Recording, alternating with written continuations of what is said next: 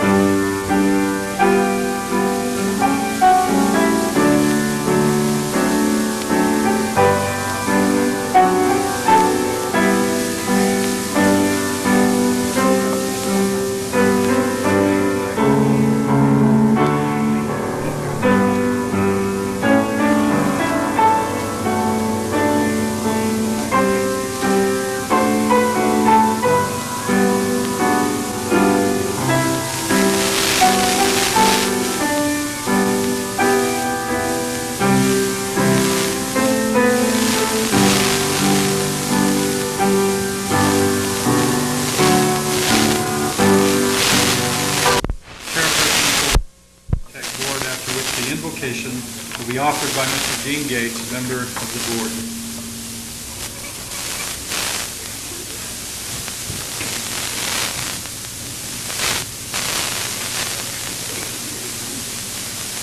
It's been a real experience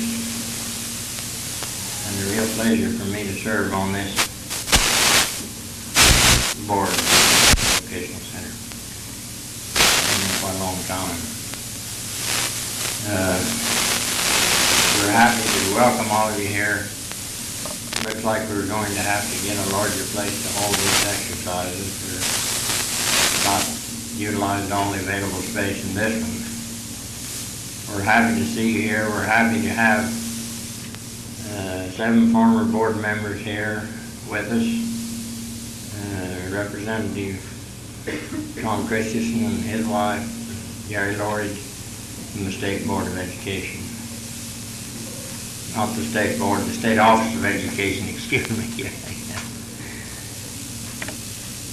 We hope that you will enjoy these exercises. We're very proud of these graduates.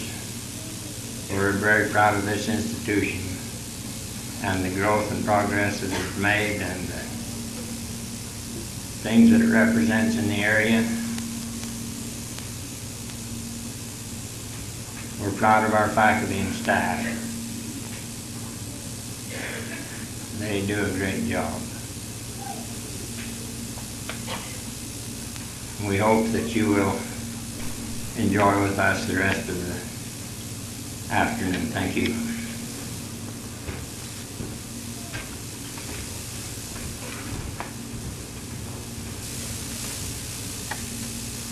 Our Father in heaven, as we come to the opening of this graduation exercise at Sevier Valley Tech,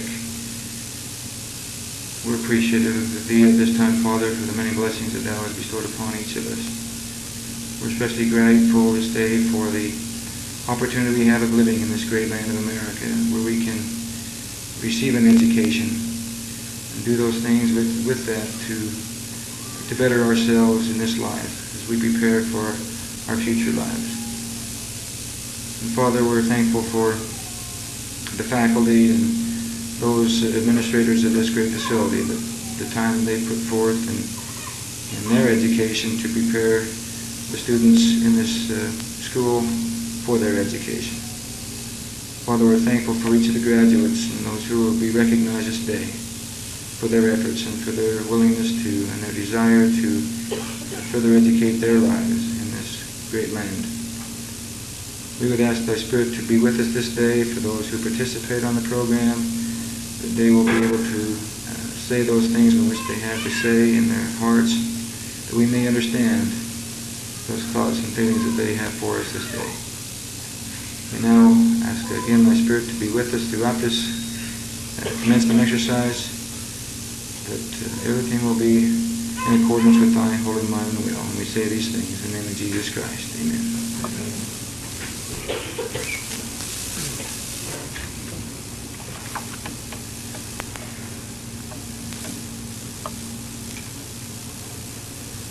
The student council report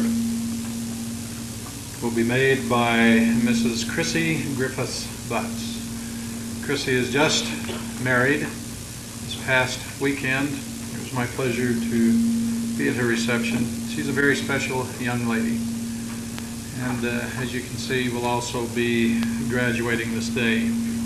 After Chrissy makes the council report as our student body president for this past year, we will then have comments from Ms. Keely Reardon, Sevier Valley Tech business student, musical number by Mr. Frederick Craig Brend, also Sevier Valley Tech business student.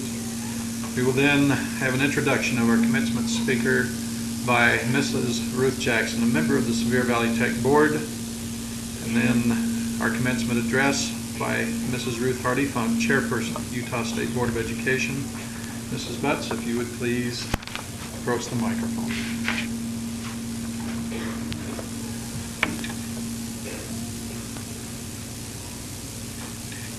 Lamar, could we get this toned down just a little bit? I get an overhead.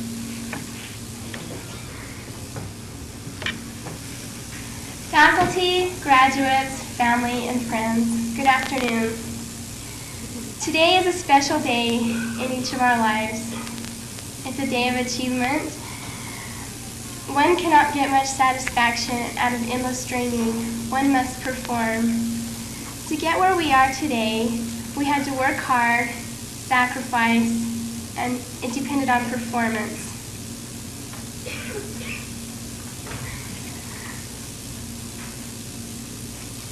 Our school doesn't hold the title to the #1 football or basketball team in the state of Utah.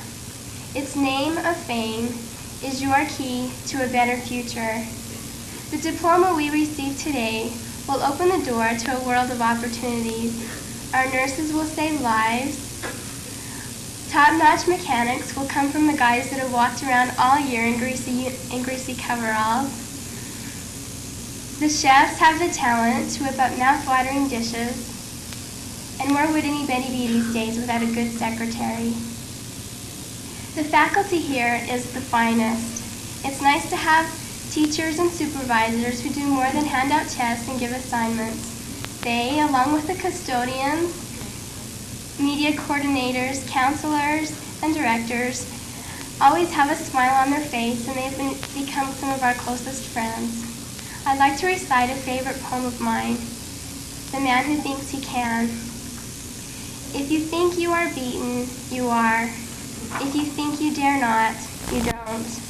If you like to win, but think you can't, it's almost a cinch you won't. If you think you'll lose, you're lost.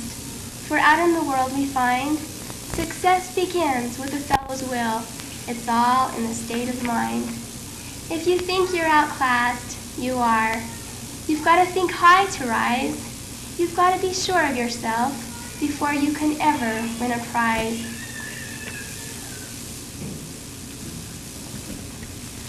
Life's battles don't always go to the stronger or faster man, but soon or late, the man who wins is the man who thinks he can. Mr. Walter D. Wintel's words apply to more than us graduates. You've got to think high to rise. It's never too late to achieve.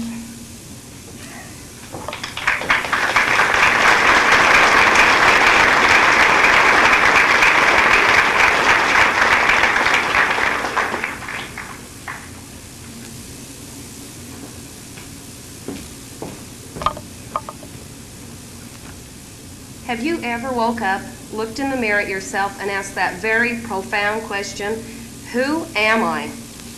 We all project many different images to others. We are someone's son or daughter, and in some cases, a husband or a wife, or a mother or a father. To our instructors, we're their students. But in evaluating ourselves, it can be difficult to determine our own identity. One thing that we all sitting here can now say is that we are Sevier Valley Tech graduates.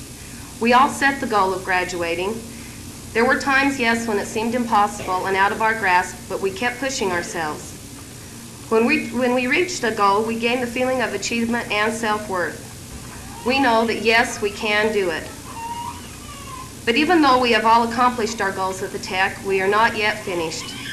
Setting our goals and achieving them can be compared to climbing a ladder. All of our ladders are individual, and the steps that we take to reach the top are our very own. We all have unique abilities, and what may seem hard for one person may be easy for the next. Life is full of challenges, and while facing these challenges, we are learning and growing even though we don't realize it. How we accept and adjust to them is what builds our character and makes us who we are. Without goals to strive for, to help us improve ourselves and progress, we would become stagnant, not moving forward, but staying the same. Many times, while trying to reach a goal, we will become sidetracked or something may get in our way. But as long as we have not lost sight of our goal, we can obtain it. We all have to realize that though we are now graduates, we will walk out of here with different goals in mind. For some of us here, our experience was to better ourselves and gain more knowledge, while for others it was to get the skills necessary for a solid career. Either way, we have accomplished our goal, and now it is time to reevaluate and face new exciting challenges. So let's all leave here today setting new goals and planning the steps carefully to meet whatever challenges life has to hold, and building character to become the very best we can be. In closing, let me leave you with this thought. It is in dreaming the greatest dreams, seeking the highest goals, that we build the brightest tomorrows. There is no limit to the goals you can attain, the success you can achieve. Your possibilities are as endless as your dreams.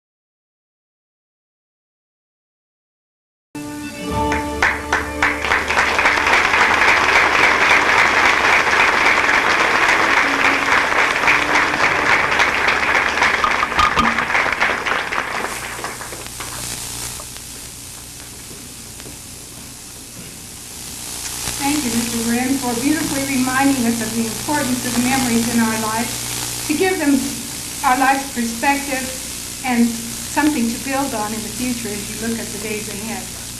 As I think of Mrs. Ruth Hardy Funk, I know that all of those who have worked with her over the years have many good memories of the things that she's accomplished, of her enthusiasm for life in whatever capacity she's serving, and for her insight and wisdom as she works towards solving problems.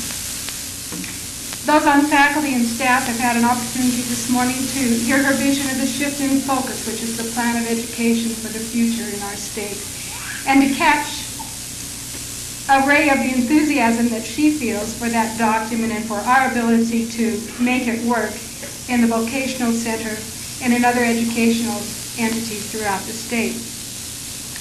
Currently, Mrs. Funk serves as chairperson of the Utah State Board of Education. Through the years, I have heard her name mentioned many times as a leader of youth, as she has served as a teacher for 10 years.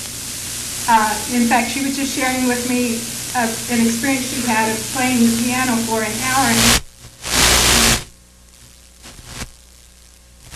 for a former student who had requested that she play at the funeral service. And I think no finer tribute for a teacher than to be wanted at times of joy and also at times of sadness in their lives. She was recognized by the Kiwanis Club as the outstanding teacher, and she served for many years as a PTA teacher in every capacity that you can think. In her church, she served as the general president of the Young Women's Organization, and in her community, she's done many things, such as serving as chair of the Women's Commission on the Status of Women, in all kinds of volunteer capacities. And one of the most significant things, she served as Utah State's representative to the International Women's Conference. She says she is most proud of being mother to Marcus C. Funk, Dr. Marcus C. Funk, who enthusiastically supports her, and I think that's evident by his presence here today. And I see him in many other places as Mrs. Funk speaks.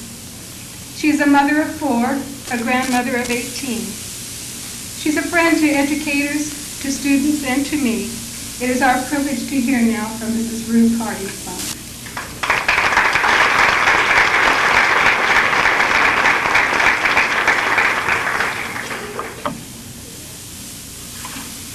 I'm so full of such joy at being here with you people and have so many opening remarks that I may take the full half hour just hoping I can make you know how warm and wonderful it is to be here in your wonderful community. I'm going to do that in just a minute. But I am not a woman of great humor. I laugh well, but I don't have a clever wit. But I do have a wonderful husband that if he were giving this talk, it would be a very different talk. And ever since we started to come down last night to this beautiful land, he coming from Richmond, Utah, and loving so deeply the country and rural life, he kept reciting to me that I hadn't heard. I think I heard it once when I was young. And he kept doing it over and over and over again. He welcomed. He doesn't know I'm going to do this, and he can do it. In fact, he didn't even wear a coat because he said, I'll just sit in the far back. But I wish that he with his big resonant voice would welcome you as a wonderful man, welcome nearly every graduating class across all America some many, many years ago.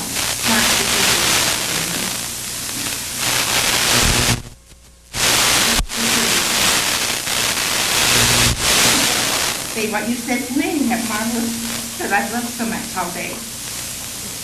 From the shore, such warm, wonderful feelings today.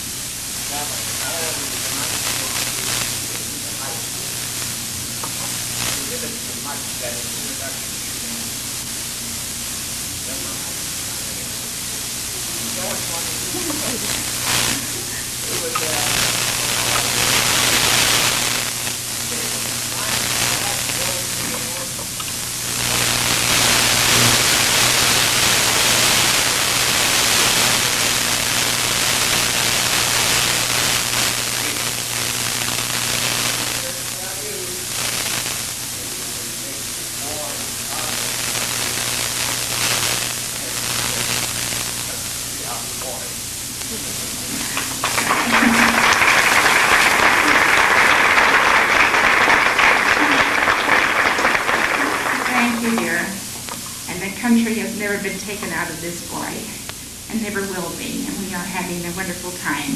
And to add to the greetings, I would like to extend greetings from the Utah State Board of Education and the Utah State Board of Vocational Education.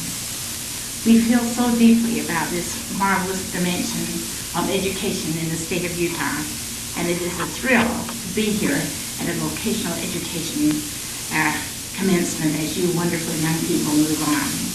I'll have to just be first this morning to be with your president and your faculty and feel the wonderful collegiality with them as they laugh so generously together. The morale, the love, the true dedication to the young people and the older people whom they serve in their opportunity has been a tremendous thrill. Mark time and time again has said, wow, they've really got a great president, don't they? And I certainly agree in all their faculty combined. And I'm so happy in all facets of the faculty as you gave your opening remarks, Chrissy. They were so appropriate and so lovely because you're totally interdependent one upon the other. And then as Jeannie Reardon spoke of the fact that the only thing that can really deter us are our dreams. We can dream, and all of this, and as I perhaps say the few words I plan on, the dreams are way beyond anything of any generation, any time in the history of the world where we might be able to go. Pittsfield is such a dear place to me.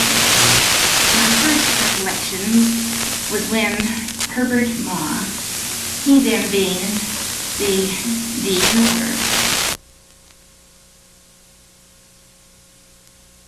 of the state of Utah, and it being the teaching days, and they not having enough attendance at the University of Utah to really, they almost thought they'd have to close the doors. Well, they sent him all around the state with a string trio and a male quartet to give talks in all of the high schools and tell them the wonders of the University of Utah and how he could help them get there. I happened to be part of that string quartet, and my first trip of going inside of any place in Richfield was meeting with Governor Maw to excite you about the University of Utah. And back to Governor Maw, I still know him and have let him know about this marvelous Sevier tank operation that is here now. You know, I think of America, and as I sit here looking at just the right size and the right place, and so intimately connected, if I may say so, to me this is truly America. Another reason that Richfield is very dear to me is because one of the students that, when I was in need, came to my rescue. You wonderful students, perhaps at times you think you might have received something from those of us whose responsibility it is to teach and lift, and hopefully that we may turn together in the same direction. How little you know how much you do for us, those of us who are associated and have the privilege of working with students. One of such students has now moved to Pittsfield. I hope before I go home I can see her. At the time when a legend passed away at East High School, who had been the choral director for 25 years, just a few days before the opening of school. And I, being a very close friend of hers and having substituted for her many times, Lorraine Bowman, truly a pillar of a teacher, not just a choral teacher. They called and asked me if I would just open the doors. First they asked me to do it, and I said, never, I'm not going back to teaching. I have family, and on and on. Well, when they couldn't get anyone else, they said, will you just come open the doors? You can't imagine how frightened I was. Bereaved, one of my dearest friends, 500 young people would pass through that choral program. But one came up to me afterward at the end of that first day, when as the bell rang, no one had arrived. And I had been told that this special madrigal group that had been chosen by Miss Bowman felt that they simply could not go on without her. And so as the bell rang and as your president came forth, no one came in. The doors finally swung open, and arm in arm, these wonderful, young, resilient, marvelous students came in, singing, "It's good to be merry and wise, and we will." At the end of that day, this one girl, and I was distraught, totally, came in and put her arm around me. A student put me an arm around a person she didn't even know, and said to me, I don't know the exact words, but the idea was, "You'll make it. You'll be okay." Oh, students, you do so much for us, and we're so grateful. So that's one reason I'm thrilled to be here, and hope before I go home, I'll be able to see a newcomer to your community, Jane Goetz Reiser and her husband Mark. I had the privilege of sitting with many educators, and there was one face, the last 2 years especially, I've noted that it just stands out. It's usually some, I don't call it burn because I'm sure he's lived that way all his life, a craggy, wise, wonderful face. And I've always wanted to have just a private minute with him. I really didn't know him well, and that is your Van Wiley. And only Friday, I just took my lunch and went over and said, "I just want to know you. I like you." What a great man, and how dearly he associates so intimately with people in Richfield and the environs around here. You are blessed with so many. And you, Ruth Jackson, who serves not only on your advisory board for Sevier, but also on one of the officers of the school boards for the entire state. Truly a great woman, a great thinker, a great advocate for rural education. You all, I'm sure, have heard from Neola Brown. And when she heard that I had been asked to do this, and how I love Neola Brown, she said, "Now, for the first time, you'll see why I feel like I do about education in the rural areas." Another reason that I'm very happy to be here. And a third one I'm going to be so bold as to tell you about. As we have traveled through this city many, many times, it was very, very interesting, because as we would approach Richfield, I would again hear about the one thing that my husband, shall we say, the trousseau that he brought to our marriage. It was a wonderful photograph album filled with memories of his life. That's why I loved hearing his memories from Cats that was sung so exquisitely. And I thank you for it. Well, that's all I can remember that he brought to us. But as I go through those pages, there was a frequent picture of one particular girl. I'm talking about dozens of pictures. And I thought, oh my. And then as we'd approach Richfield, every time, and I'm talking about many times, through many, many years, I think the accelerated car would move a little faster, and again, he'd tell me about this wonderful girl who now lives in Richfield. I kind of pulled a trick on him finally. I just had to somehow meet her someday. So on one occasion, I finally persuaded him, "Please let me meet her. I really want to know about this wonderful woman." And she is as wonderful as he told me about. And has been one of the great leaders in your area. So Richfield has lots of many marvelous memories for me. I think that we must acknowledge, as has been already acknowledged, the work of the state superintendent Ross, who has a vision of the fact that we are truly, not just in name, but there is but one education system in the state of Utah for public education. And it includes intimately, side by side, integrally, education, vocational education. I believe it is a glorious thing to have this facility here. And I feel so honored because I believe so deeply in it.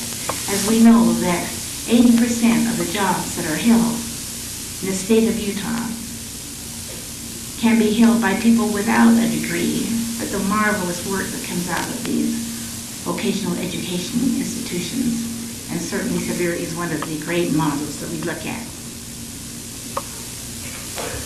You students have all heard and you all practice. Think ahead. Plan for your future. Base your future on principles.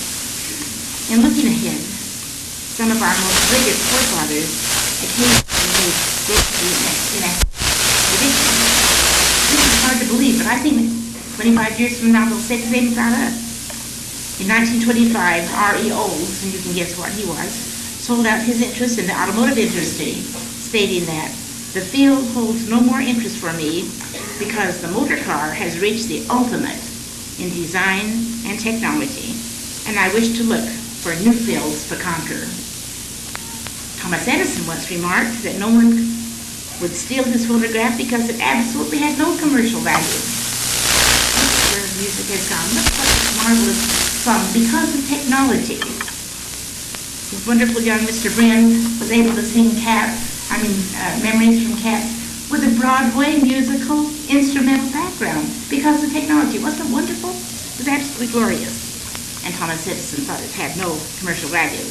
Lee Forrest, the inventor of the vacuum tube, and more importantly was the father of electronics, said in 1926 that he considered television to be technically feasible, but financially and commercially impossible. Where are we today? These conservative prophets did not understand the self-energizing momentum of technology and the self-energizing dynamic energy of mankind.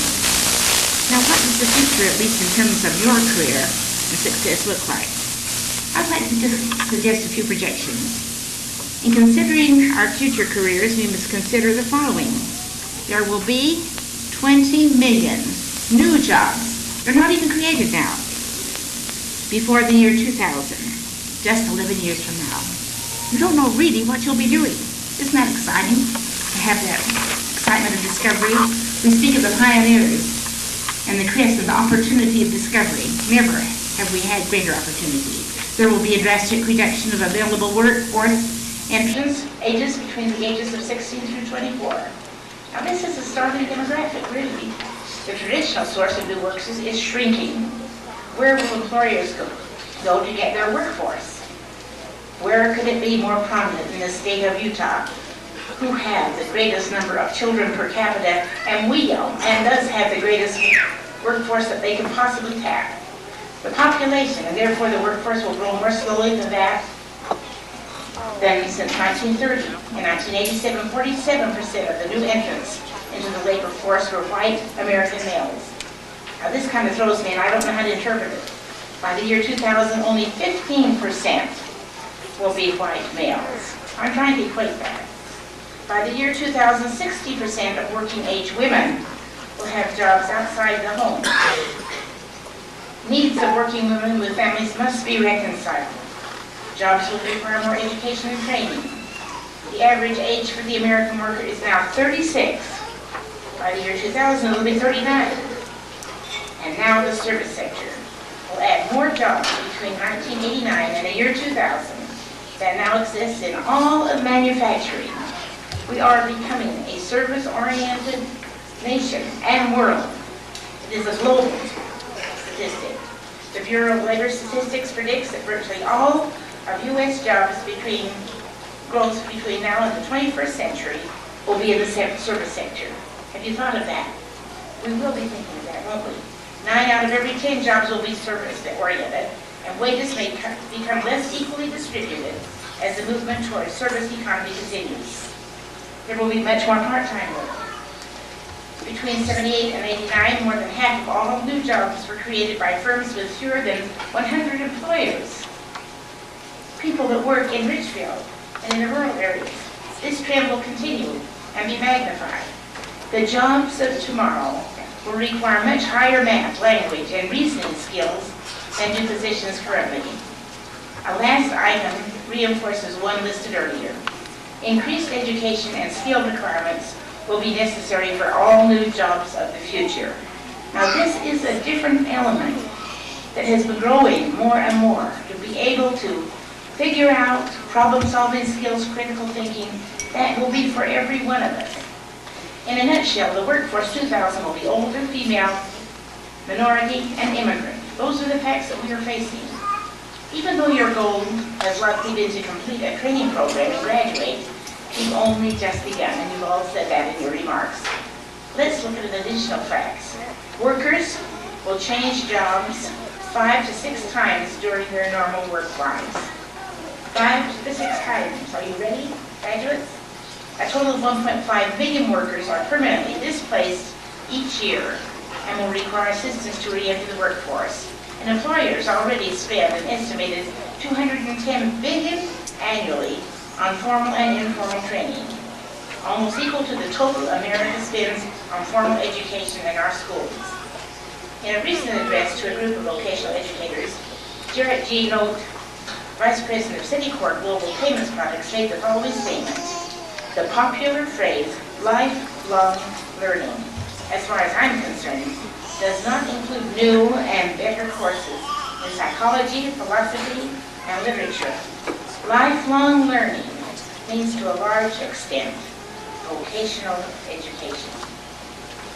And John Nesbitt, and everybody quotes him, says we are living in an age of parentheses, a time between eras. The industrial age and this great age of information and technology. As we move from this society, he suggests that we must strive to get a clear sense, a clear conception, a clear vision of the road ahead, and that's what the shift in focus does. It focuses toward the information, technological, service-oriented kinds of things we must do in order to cope globally. Only a clear vision of such a strategic plan will enable us to prepare and position our human resources to meet the challenges of tomorrow. 20 years ago, Peter Drucker, in his landmark book, The Age of Discontinuity, talked about 4 major social transformations, all having vocational education implications. The explosion of technology resulting in major new industries, the entire change of the world economy, a new world of pluralistic institutions, and the emergence of a knowledge-based society. Drucker asked, what must we do today to shape tomorrow? He called attention to the urgent need for an effective domestic economy policy as a part of a world economy, the promotion of labor morality as a national policy, a kinder, gentler America, as our president tells us, the need to make the poor productive, not to just give to them, make them productive, the social responsibilities of organizations to satisfy societal needs, the critical need to help members of ethnic minorities become productive members of the new knowledge and economy, and problems of education such as the need for continuing education. There will be as much continuing education, adult education, as the usual years from 5 to 18 have informally. Have these needs changed since Drucker brought them to our attention over 20 years ago? No, they have multiplied over and over and over again. Today we live in the most complex society known to man. Automation abounds with computers, rapidly replacing typewriters. We travel in automobiles, planes, whatever way. There's so many, and we have all of that is monitored on computers. I'm still amazed as I get telephone calls from people in automobiles traveling anywhere. We drive to our workplaces, which are brimming with electronic devices, and we are in constant motion in an environment where only constancy is the only change. The care of the future will have a ceramic engine, lasts for 22 years, will weigh half as much as today's car, and 97% of the parts will be interchangeable among all makes of automobiles. In health care, monumental changes are occurring. I'm not going to continue to read on with these many things. I go on with statistic after statistics of what the world tomorrow is going to be. But I do have a great concern with all of this. With the glorious opportunities that we have, technologically speaking, we have likewise a greater understanding, and now I'm just going to win, because it's how I feel so deeply, of why people think the way they think. How many various ways people think. The multitudinous amounts of ways that we can teach better, that we can move much more rapidly, the unique individual skills that each has, the personalization of all education, respecting so highly that every person, and I mean every person, has a unique contribution to make to this state of Utah, to this nation, and to this world. May I tell you a story of one that you would not think made a contribution, but which is indelibly burned into my mind my first year of teaching. I was trained to be a music teacher, choral and orchestra. And again, with my husband changing the date that we would be married, and I had turned down my contract, and then all of a sudden we weren't going to be married, we weren't going to that. It was a lot of fun, and I rushed the day before school to see if I could get a job. For 3 months, only till the end of Christmas. I ended up with all this this kind of training for music as being a first grade teacher, because the woman who had this first grade was very, very ill and was not able to return at that moment, and they didn't know whether she would come back. They were desperate. The doors were open, and no one was there to teach. In my young, naive way, I said, "Oh, that's wonderful. I'll do it." I didn't know a thing about first grade teaching. They said to me, "There's only one bit of information I will give you, the principal. A young man will be brought by his parents to enter first grade in our school. He has been brought by the parents for the last 5 years. In those days, this is 1,000 years ago, you know, at that time it was up to the teacher to decide whether the child would be admitted into the class or not. I couldn't imagine, I hadn't seen the young man. If I had, it would have made no difference. I said, "Well, of course. Fine, thank you for telling me." In my mind, there was no question whatsoever. He was brought, as was suggested by his parents. He was taller than I. He was a hydrocephalic and Down syndrome child who had his hands carved out to make some kind of a little cloth. And this was the boy that had not been allowed to go to school the last 5 years. He came into the class, and the way it worked out, I had 75 students, half before noon, and the other half from 12:30 to 3:30. And I hadn't had a moment's education in elementary. But I loved kids. I loved them a lot. And I worked very hard. But what to do with this unusual child? No one would take his hand, so of course you do lots of things in first grade where you do join together, as we all should always join together as we reach out. And so I would always take, and Eugene, I'll use his first name's hand. Within a week, because the teacher always took Eugene's hand, we found the kids running for the other hand, and then I'd step back. And so it developed with these children as they learned to love Eugene. At Christmas time, they were going to make snowflakes for the room and hang them like they did. They even did that 1,000 years ago. And so the children were terribly excited about preparing the room for the teacher, for the parents to come. Eugene could not hold a pencil, let alone a pair of scissors. I remember the endless, really minutes and going into hours as everybody tried to help Eugene hold a pair of scissors that he might be able to make a snowflake. His mother came and he tried. His father came and he tried. The children continued to try. They wouldn't give up. These are the kind of children. This is what is in a child. Finally, it was the day that the parents would come that night to see the room. And I shall, even to this moment, never forget how all of a sudden this great cry went up. "He's done it, he's done it, he's done it." And all the children jumped up on those little tables they have in first grade. No one ever took credit, but somehow, some way, Eugene held those scissors and made some cuts in the paper. And every parent that came that night was shown by their child, which was Eugene's snowflake.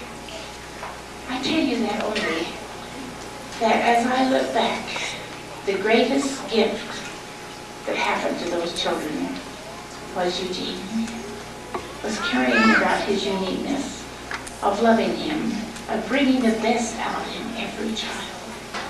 There was a special spirit there that I've never known in another class. I do think that every child, every adult is born with a divine uniqueness. And we, as members of society, it's up to us to find what that uniqueness is and magnify it to the greatest possible extent that we can. In summation, I'd just like to mention 4 M's. That with all this long technological paper that I've prepared, that I believe in and I know it motivates, but I just want you to know my feelings. I just might mention just 4 things that go along with living, not with teaching, but just living. One was so beautifully exemplified with Mr. Anderson, Dr. Anderson, and his faculty today, and that is to be able to laugh together. Oh, if we can truly not take ourselves so seriously, and be able to laugh at ourselves and with others, how much happier this world would be. This is one quality that I found in such abundance in Russia, as it was my privilege to take 39 of our students in the state of Utah, at the invitation of the governor, to spend a month there 2 years ago. Those people in the Soviet Union know how to laugh, and they laugh at everything. At least with these funny American kids that were all around working on music. But that was the one thing that I think is so important, that we're able to laugh together. And then an enrichment of the awareness of living. Don't just be alive, but live to our fullness. Recognize every beautiful thing that you see. What a joy, again, I refer last night as we drove down here. What an exceptionally happiness Marcus enjoyed as he's roamed around this valley today. Being so aware of the beauty that is around us, the opportunities that are around us, the people that are around us. Let's acknowledge it in every way we possibly can. I've already referred to continuous learning. Certainly, it is not only something that is desirable, but it is something that will be essential for us to live in this glorious technological world.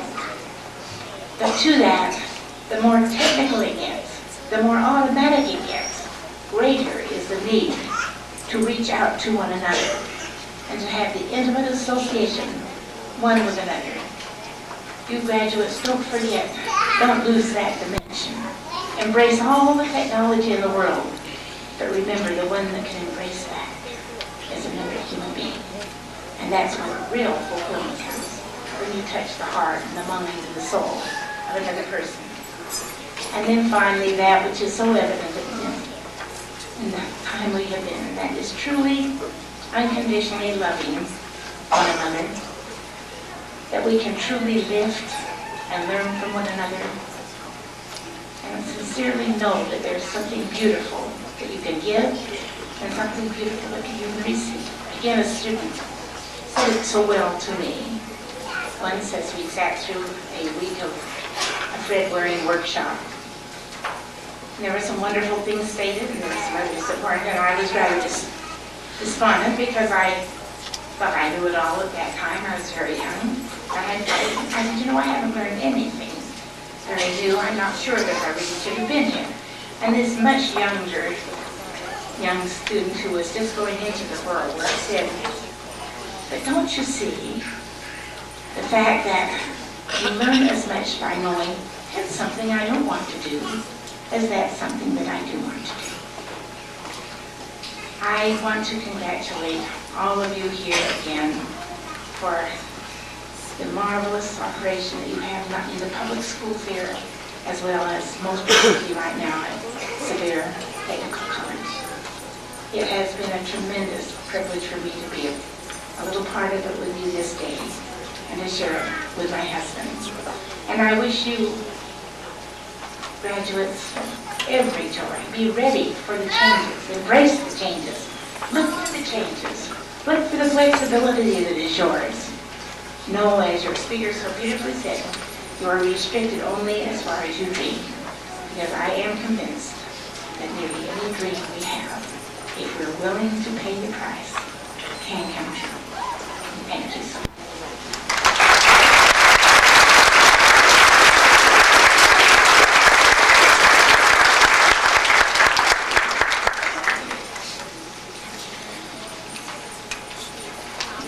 Thank you, Mrs. Funk. That was extremely appropriate. Mr. Van Wiley, Chairman of the Board for Sevier Valley Tech, Members of the board, we present before you on the recommendation of the faculty those candidates with the appropriate degrees indicated in their programs for graduation. We would like to confer at this time certificates of completion. We would ask that Vice Chairperson, of the Sevier Valley Tech Board come forward. Also, Mr. Noel Bailey, our coordinator for Instructional and Student Services, Mr. Paul Morgan, Mr. Noel Bailey.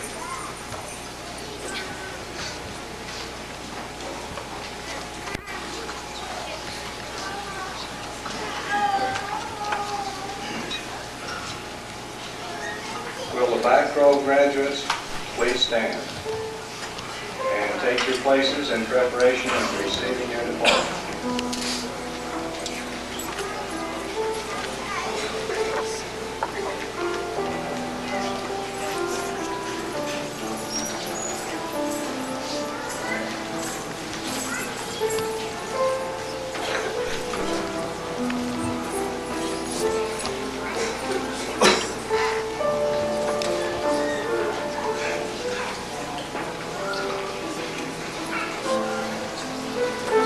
Pamela A.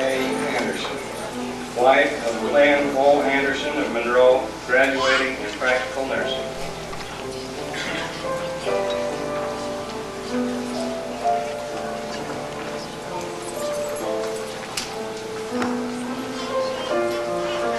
Rhonda L. Berry, wife of Russell Berry of Spring City, Utah, mother of 4, grandmother of 6, graduating in cosmetology.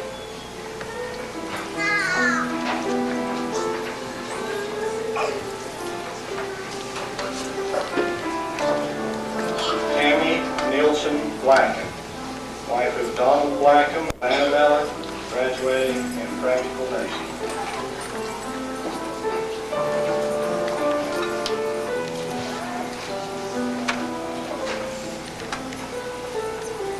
Frederick Craig Bryn, son of Helen Bryn and the late Frederick Bryn of Monroe, graduating with clericals and computer and information system certificates.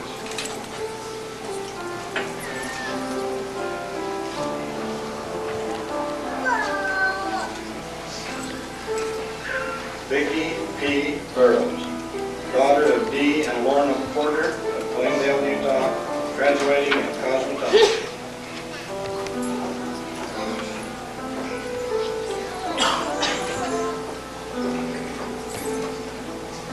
Christina Griffiths Butts, daughter of Sid and Robbie Griffiths of Venice, wife of Desmond Butts of Overton, Nevada, graduating in cosmetology.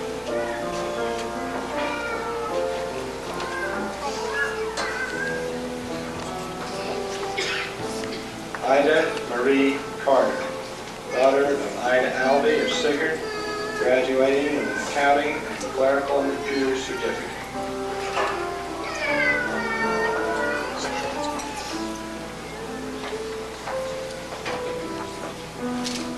James Robert Christiansen, son of Mr. and Mrs. Jack Christiansen of Gunnison, graduating in diesel mechanics.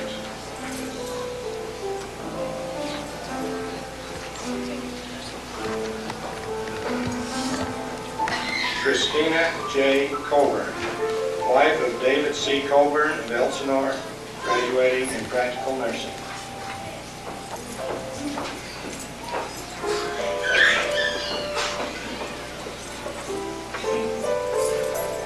Kevin Alma Crane, son of James and Georgiana Crane of Salina, and husband of Kathy Crane of Centerfield, graduating in diesel mechanics.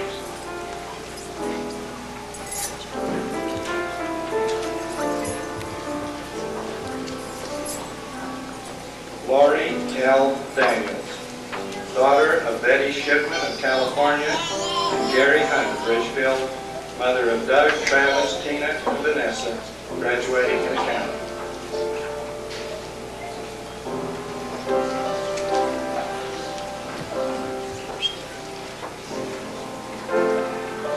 Bonnie Cedar Valley, Utah, and Kate Ferguson of Cherry Valley, California, graduating in practical nursing.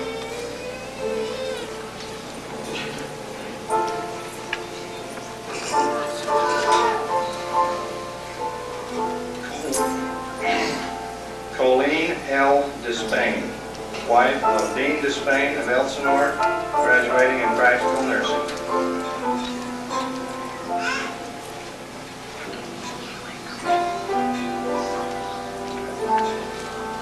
Linda Draper, daughter of Mr. and Mrs. Bill Renfro of Riverton, Utah, mother of Crystal and Tiffany Draper of Elsinore.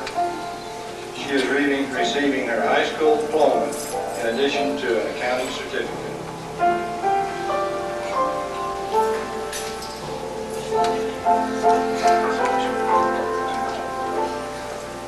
Marlene Farnsworth, daughter of Dale and Vivian Farnsworth of Richfield and mother of Stephen J. Robinson, also receiving her high school diploma and a certificate in accounting.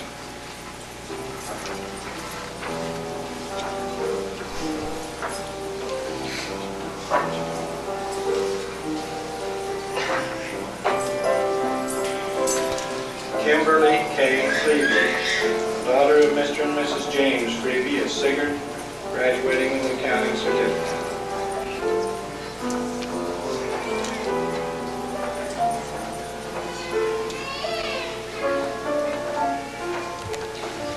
Matthew Wayne Gale, son of Paul Gale and Lynn Gale of Beaver, graduating in auto collision repair and refinishing.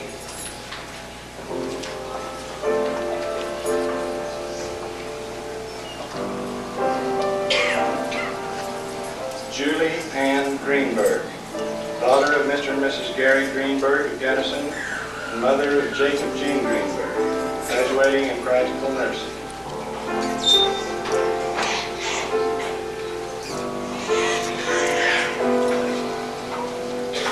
Gloria S. Hall, wife of Stephen L. Hall of Ephraim, daughter of Mr. and Mrs. Reed Sotheby's of Circleville, graduating in practical nursing.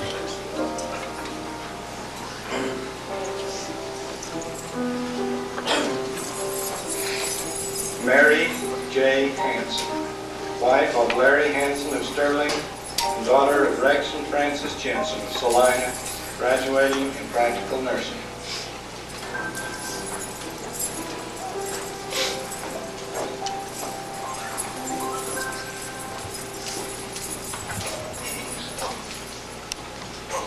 Will the next row of graduates please stand and take your places?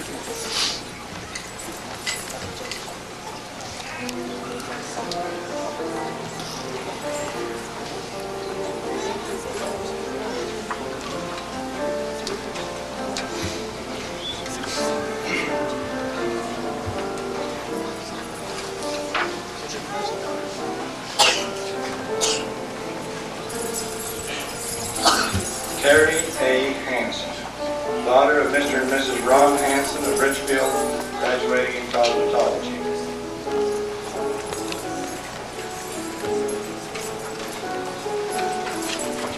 Richard M. Harris, son of Mr. and Mrs. Mel Harris of Venice, graduating in food services.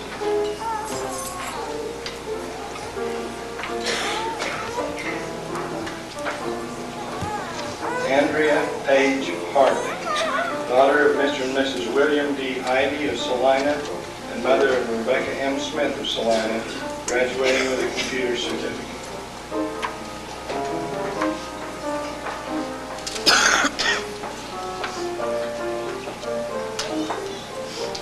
Marlene Sandra Japay, daughter of Bobby B. and Mary C. Demings of Elsinore and mother of Jamie Marie Japay of Richfield, graduating with a computer certificate.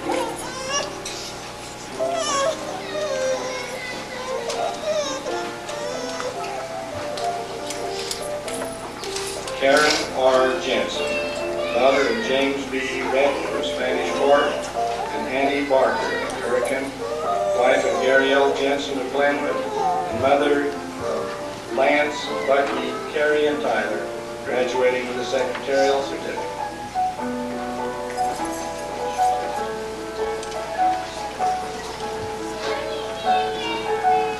Kirk James Jensen, son of Mr. and Mrs. Kenyon Jensen of Gunnison, graduating in diesel mechanics.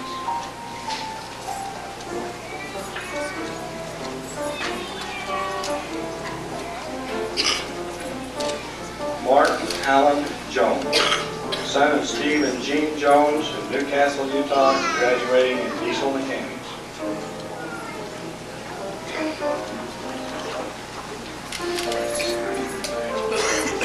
Carl Kelly, son of Dan L. and Jean Kelly of Mesquite, Nevada, husband of Judith Kelly of Holden, graduating in automotive technology.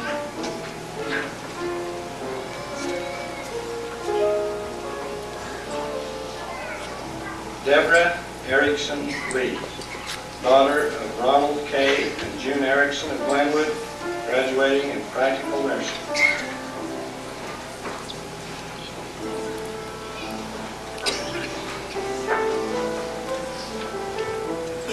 Linda Mackey Leniger, wife of Bo Leniger of Ridgefield, graduating in practical nursing.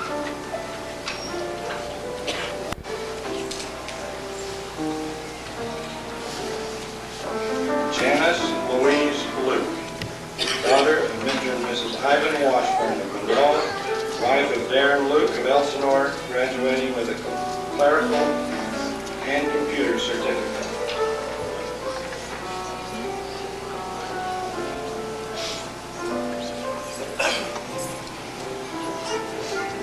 Stephen Gene Meade, son of Mr. and Mrs. John B. Meade of Ephraim, graduating in food services.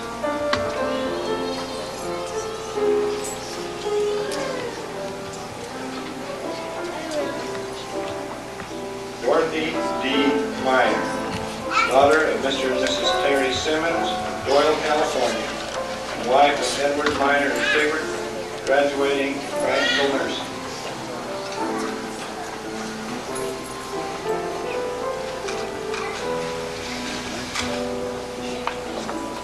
Cindy Morrill, wife of Max Morrill of Ridgefield, mother of 5, graduating in cosmetology.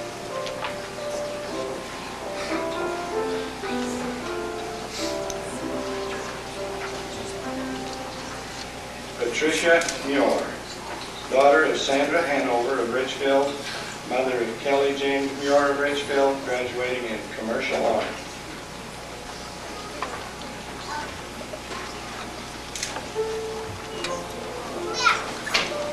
Linda M.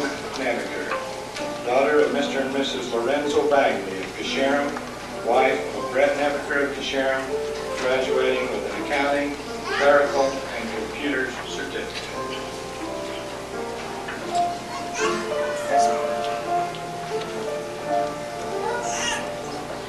Zanaya Nielsen, wife of Mark Nielsen of Redmond, graduating with practical nursing.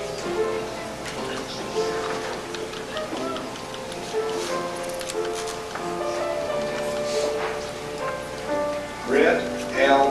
Nielsen, daughter of Mr. and Mrs. Lynn A. Findley of Ridgefield, wife of Sidney Dan Nielsen, graduating in cosmetology.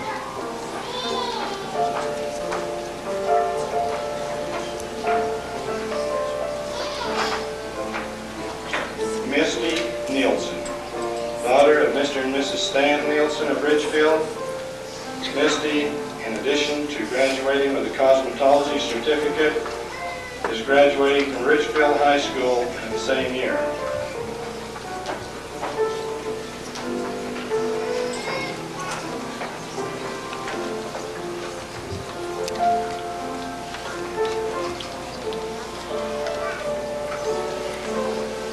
Will the next row of graduates please rise and take their positions.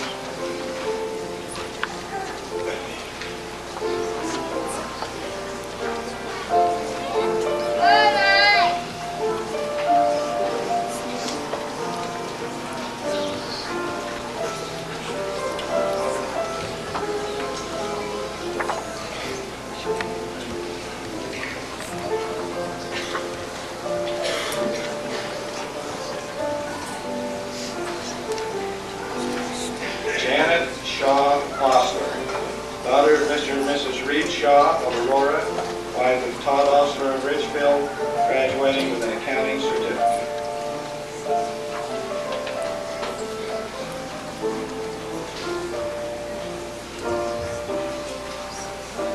Vicki Lynn Parsons, daughter of Myrtle and Shirley Sorensen of Ridgefield, wife of Hal Parsons of Monroe, and mother of Holly and Bucky, graduating with a secretarial certificate.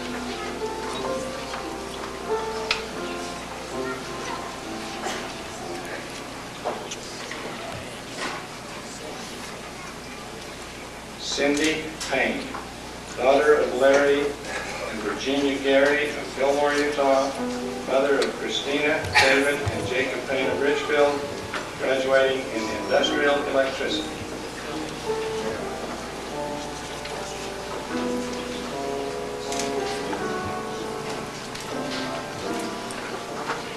Connie H. Parrott, daughter of Mr. and Mrs. Warren T. Harvard of Ridgefield, wife of Patrick Parrott of Ridgefield, graduating in practical nursing.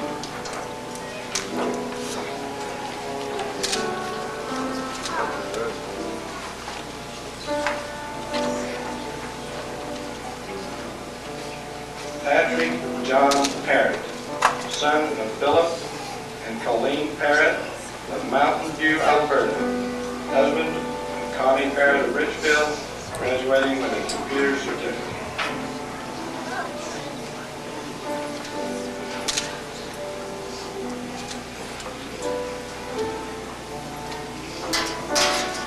Pamela Sue Peterson, daughter of Mr. and Mrs. Blaine Hatch of Casharon, and Mr. and Mrs. Donald Coombs of Stuart, Florida, wife of Monty K. Peterson of Central Valley, mother of Christopher, Jillian, Mindy, and Colby, graduating with a secretarial certificate.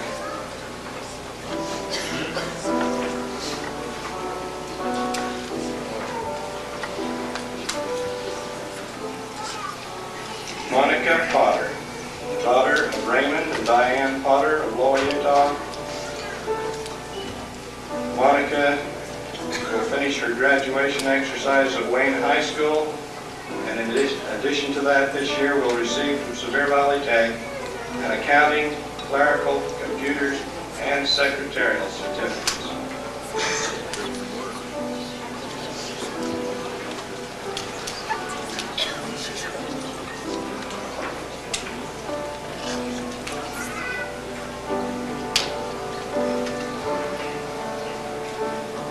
Paula Polson, daughter of Phyllis Olroyd of Mountain Green, Utah, mother of Natalie Polson and the late Raymond Polson of Mount Pleasant, graduating in commercial art.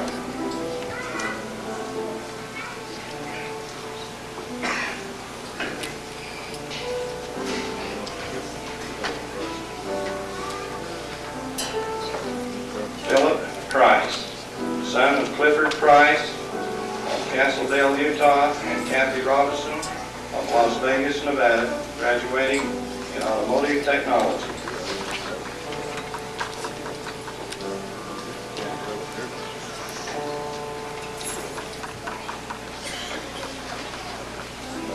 Keely A. Reardon, daughter of Ron and Hope Wilson of Ridgefield, mother of Autumn and Tyler, graduating with a secretarial certificate.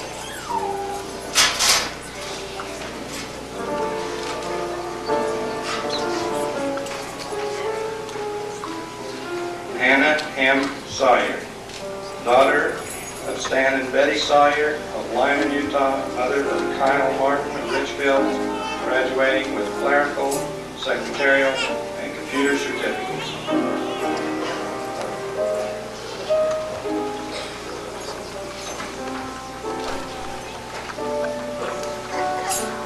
Jeanette S. Sessions, daughter of Owen and Renee Bagley of Manti, wife of Larry G. Sessions of Ridgefield, graduating in practical nursing.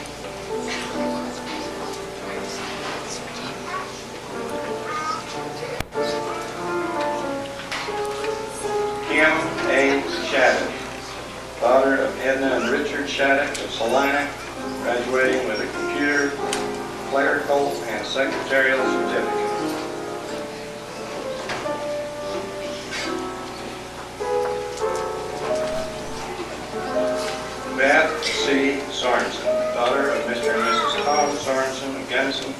graduating in cosmetology.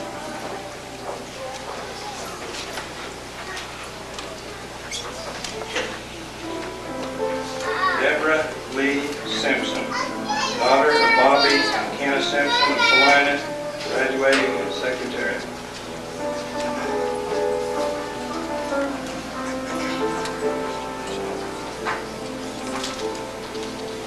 Jerry Deanna Stanley, daughter of Mr. and Mrs. Jerry Stanley of Ridgefield, graduating with an accounting certificate.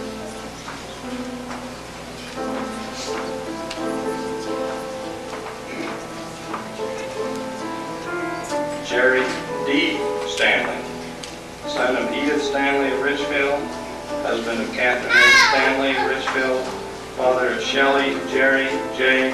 Allen, grandfather of Amanda and Elizabeth Coleman of Ridgefield, graduating in industrial electricity.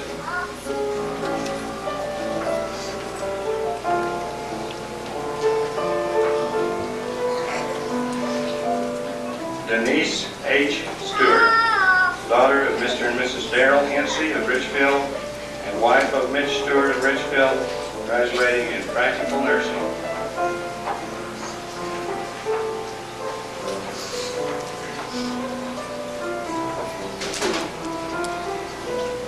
Sally Nedra Stewart, daughter of Dr. and Mrs. Lamar H. Stewart of Gunnison, graduating in cosmetology.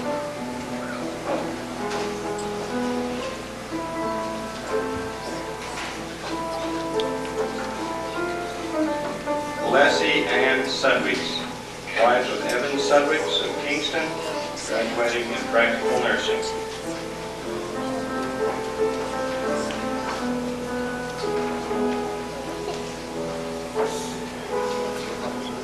Charlene Elizabeth Tuttle, daughter of Ed and Mary Rubin of Palmdale, California, mother of Virginia White of Parker, Arizona, grandmother of Lee, Tisha Anna, and AJ, receiving her high school diploma this year, also graduating with an accounting, clerical, computer, and secretarial certificate.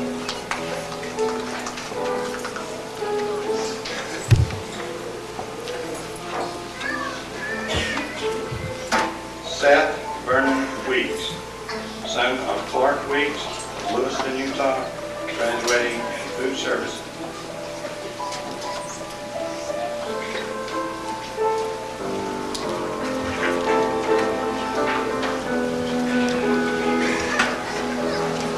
Ladies and gentlemen, that concludes the presentation of the certificate.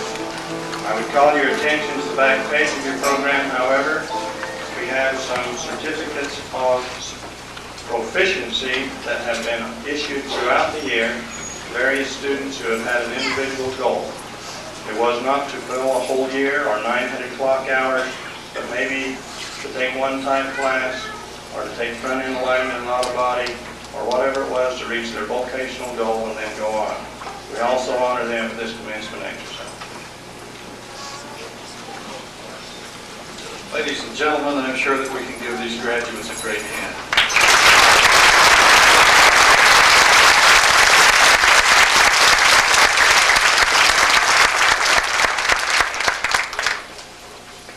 Dr. Diana Spencer, a member of the Sevier Valley Tech Board, will now make some special honorary certificate awards.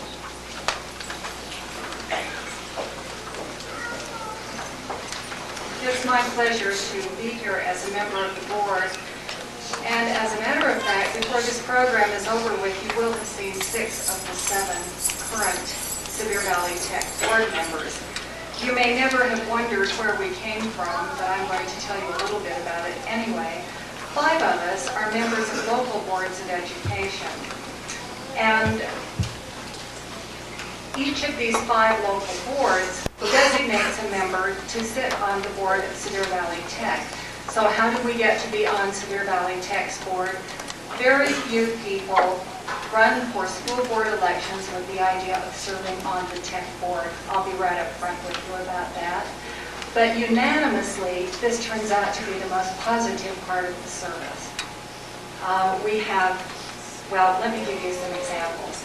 A couple of years ago, one by one, every faculty member at this institution came before the board, one at a time, behind closed doors, to tell us that they had the best job in the world, the best department at the school. I don't know if the faculty members knew this about each other, but each one was there to boast that their program was the best, but not the best it could be.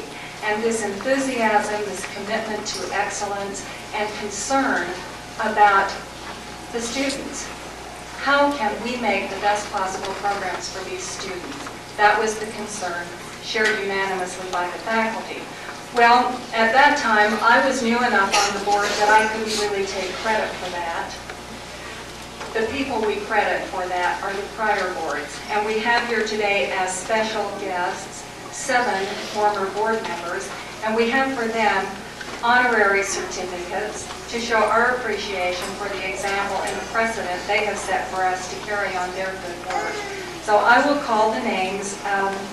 According to, should I say the senior most, let's say the one whose service was longest ago, beginning with Keith D. Dalton, who served on the board of Sevier Valley Tech from 1971 to 1976.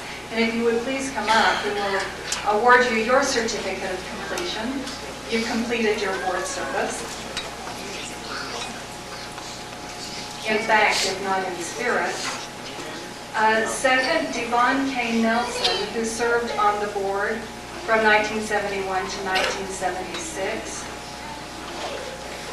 Kent Sanders served from 1973 to 1984.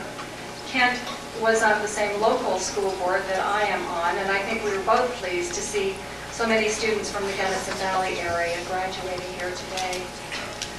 Max Hartle served on the board from 1975 to 1986. Sue Marie Young served on the board in 1975 and again from 1977 to 1978. Kent Parsons from 1979 to 1987. And Ivan Cowley, who was on the board in 1979. I think we should all applaud these former board members and show them how warmly we appreciate the service that they've given to this institution.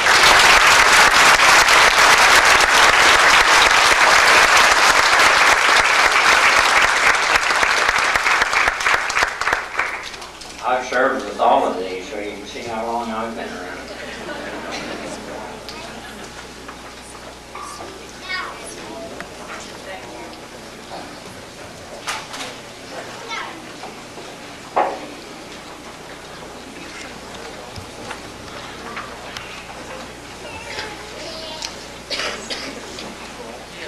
As director of Sevier Valley Tech, I would like to exercise executive privilege and take just a few moments. I'll try not to make it too long, but I would like to address just a few comments to the graduates. I would like to also acknowledge those of you who are here representing a variety of boards and commissions, those of you representing families. Graduates and members of your families, Representative Christensen, Dr. Gary Lloyd, Mrs. Ruth Funk as chairperson of the State Board of Education, members of the Sevier Valley Tech Board, those of you who are in any capacity representing counties, city commissions, state legislature. We have had recognition of the graduates from 2 of our Congress individuals, congressmen. And they want you to know how much they appreciate you. And I want you to know how much that I appreciate you. Each of you represent part of a great American society.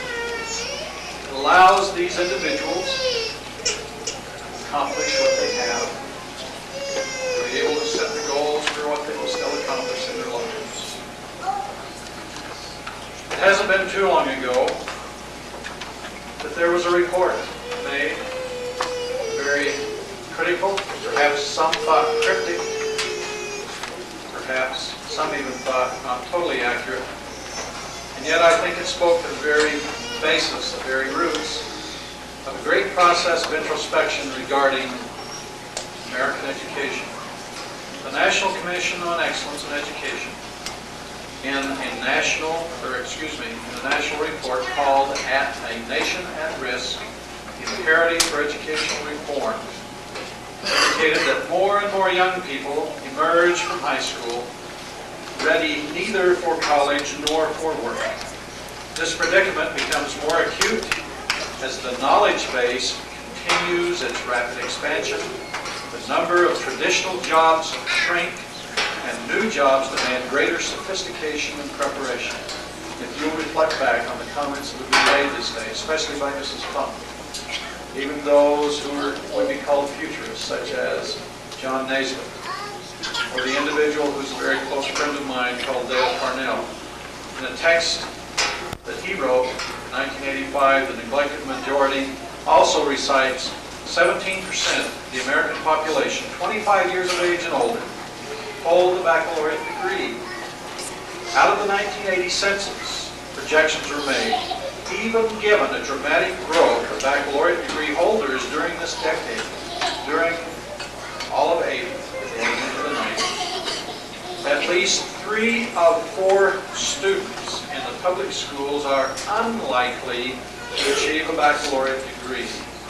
Now, my purpose is not here to in any way negate the goals that are set and accomplished by those who receive and achieve baccalaureate degrees, master's, doctorates, and so on. But you need to also be aware, just as Mrs. Funk pointed out, of those 20 million new jobs, as well as many of the existing, going into this next decade, many of which we aren't even aware at this point in time, only the general direction of them. Approximately 80% will not require a baccalaureate degree. Of any high school class throughout the United States, if you take that full 100%, the upper 25% quartile, academically speaking, are seeking some kind of collegiate experience. Approximately 25% on the other end of the academic spectrum will drop out of school before they complete a high school diploma. There are 2 middle quartiles, the 50% left. What are they to do? What skills and abilities will they have? At Sevier Valley Tech, we are interested in all 100%. We advocate people moving towards their goals as rapidly as possible in a very practical manner. That practicality is that as we have goals academically, may we also have goals that are practical, those that are applied technology. And as we were notified this morning by Mrs. Funk, there's a shift in focus, and part of the shift or redirection of education gives more focus on what we have known in the past as vocational technical education, soon to be made known, perhaps in conjunction with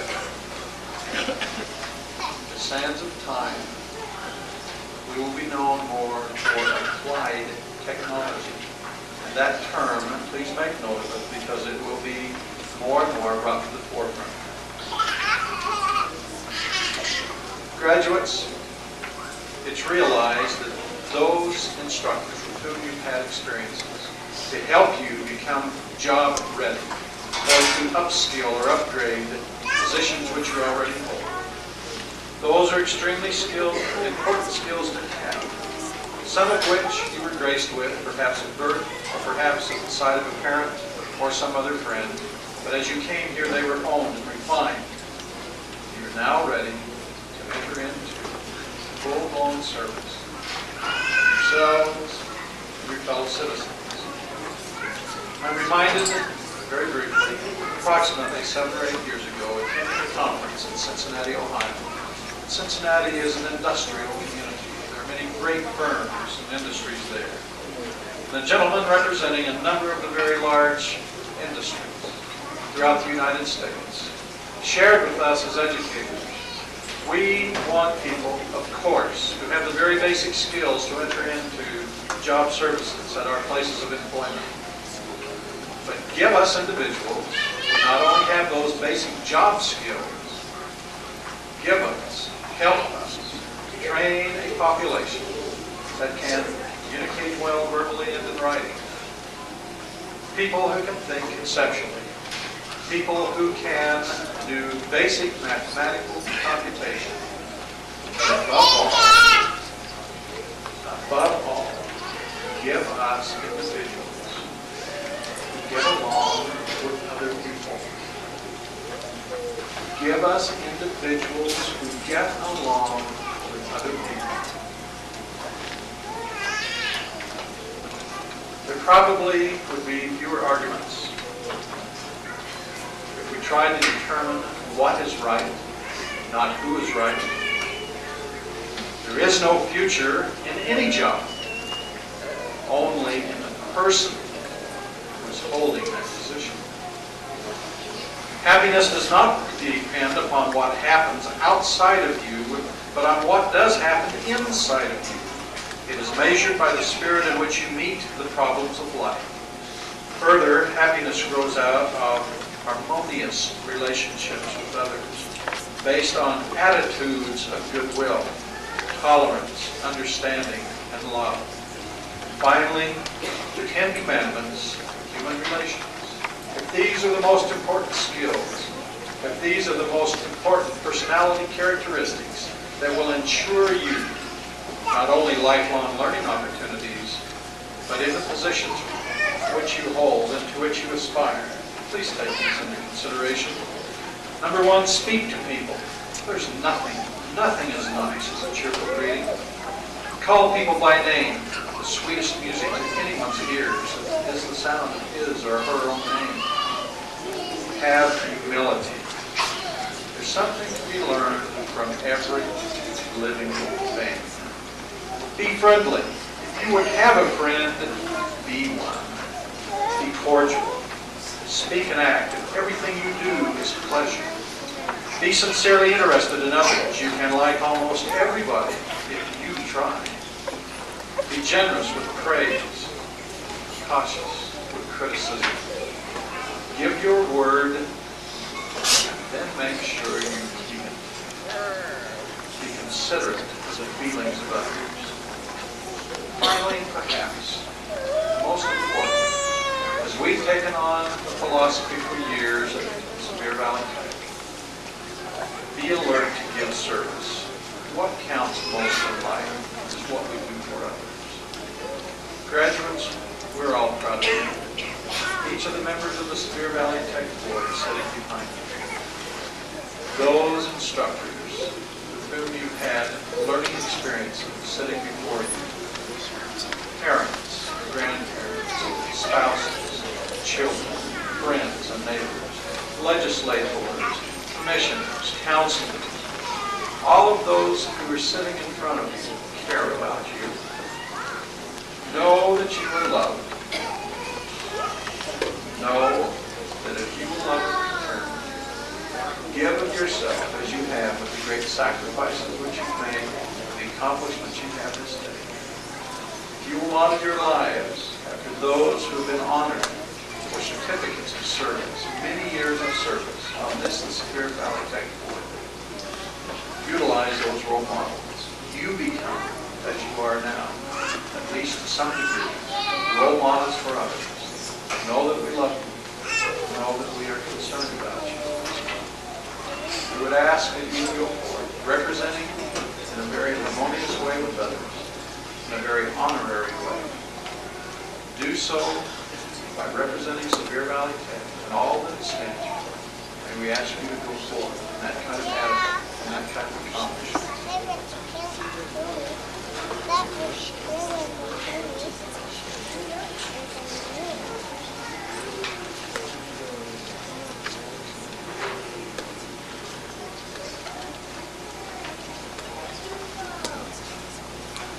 This time, we'll ask that Mr. Russell Kunzler, member of the Sevier Valley Tech Board and chairperson of the Vocational Advisory Council, will come forth, offer a benediction.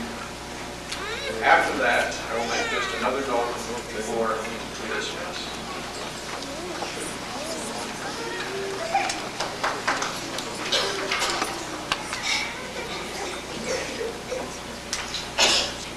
Our Father in heaven, with bowed heads, we express to Thee our appreciation for this great school and for all those who have made it today what it is. We are grateful, Father in heaven, for the instructors who have instructed well, those who have received their certificates this day of completion. And we humbly pray, Father in heaven, the doors of opportunity in this great country of ours be opened unto them, that they may further and better their lives by having been here. We appreciate, Father in heaven, their efforts to better themselves and to become a great part of our communities and of our great country. We thank Thee, Father in heaven, for those who especially have been the instructors, teach them these things that are worthwhile in their lives and that will be of benefit and help to them. And we extend our appreciation to Thee this day, Father in heaven, for their efforts, along with those who administrate this school, and to the board that directs, and those in the past, is our prayer humbly in the name of Jesus Christ. Amen.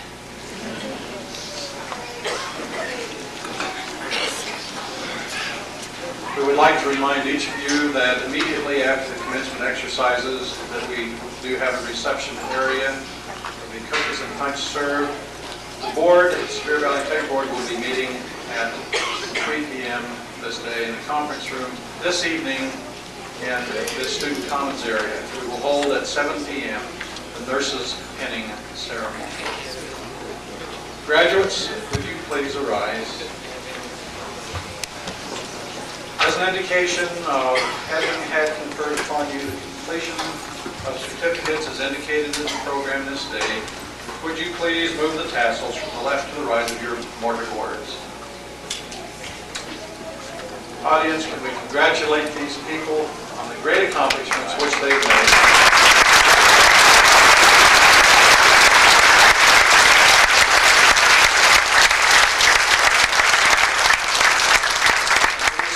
Activities are now terminated. Thank you.